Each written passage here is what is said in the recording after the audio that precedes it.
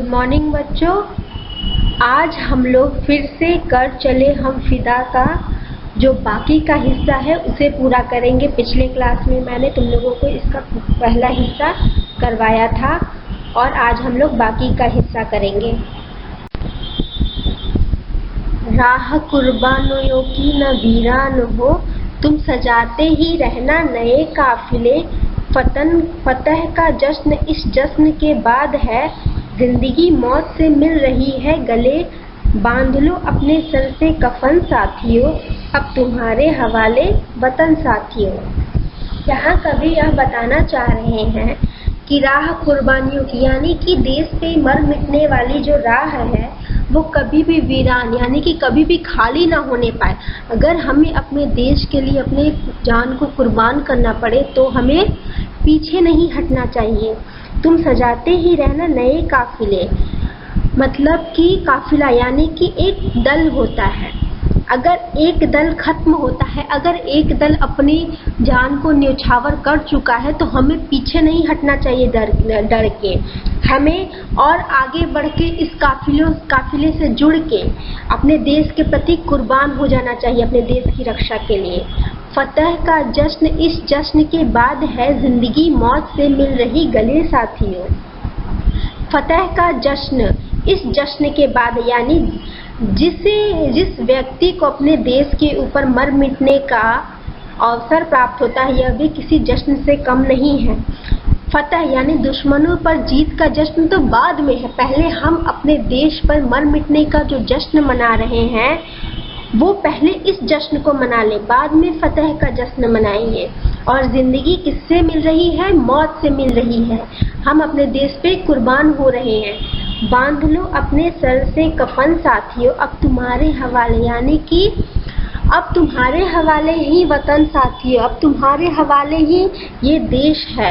अपने सर पर डर को हटाकर कफन बांध लो, चाहे मर जाना पड़े लेकिन अपने देश की रक्षा हम किसी भी कीमत पर करेंगे और अपने देश को दुश्मनों से बचाएंगे। खींच दो अपने खून से जमीन पर लकीर, इस तरफ न आने पाए न रावण कोई। तोड़ दो हाथ अगर हाथ उठने लगे, छू ना पाए सीता का दामन कोई। यहाँ पे कवि बोलना चाह रहे हैं कि अपने खून से जमीन पर ऐसी लकीर खींच दो कि उसके पार कोई भी दुश्मन आने ना पाए। इस तरफ न आने पाए रावण, रावण से यहाँ पे अपने दुश्मनों के प्रति उनके प्रति संकेत दिया गया है। अगर हमारे देश के प्रति कोई भी अगर हाथ कोई भी सिर उठता है तो उस हाथ को तोड़ दो, उस सिर को काट दो। छू ना पाए सीता का दामन कोई, यानी कि जो हमारी धरती को किसके रूप में संबोधित किया गया है? सीता के रूप में। सीता का दामन यानी उसकी इज्जत पे कोई भी आंच नहीं आनी चाहिए। राम भी तुम ही लक्ष्मण साथियों। यहाँ पे कवि बोल रहे हैं हमारे जो सिपाही हैं जो देश पे कुर्बान हो रहे हैं कि अब तुम ही राम हो और तुम ही लक्ष्मण को और तुम्हें ही इस धरती रूपी सीता को बचाना है और तुम्हारे ही हवाले अब वतन, अब देश तुम्हारे ही हवाले है। यहाँ रावण, सीता, लक्ष्मण, राम, इससे क्या संबोधित किया गया है? सबको रावण के बारे में पता है, ये रामायण के पात्र हैं। रामायण में जब रावण सीता को उठाता है तो कैसे लक्ष्मण उनके चारों तरफ एक लक्ष्मण रेखा खींच देते हैं, जिससे कि जो भी उसके अंदर आएगा वह जलकर खाक हो जाएगा। और जैसे राम और लक्ष्मण ने रावण से लड़के सीता का दामन यानी सीता की इज्जत की जो रक्षा की थी, उसी कहानी को इस कविता में लाकर कवि यही बताना चाहते हैं कि जो हमारे दुश्मन है वो रावण के समान है, जो हमारी धरती है वो सीता के समान है और हमें ही राम और लक्ष्मण की तरह अपने सीता को बचाना होगा, उसकी रक्षा करनी होगी और रावण को अपने देश से बचाना होगा और रावण का खात्मा भी हमें ही करना होगा।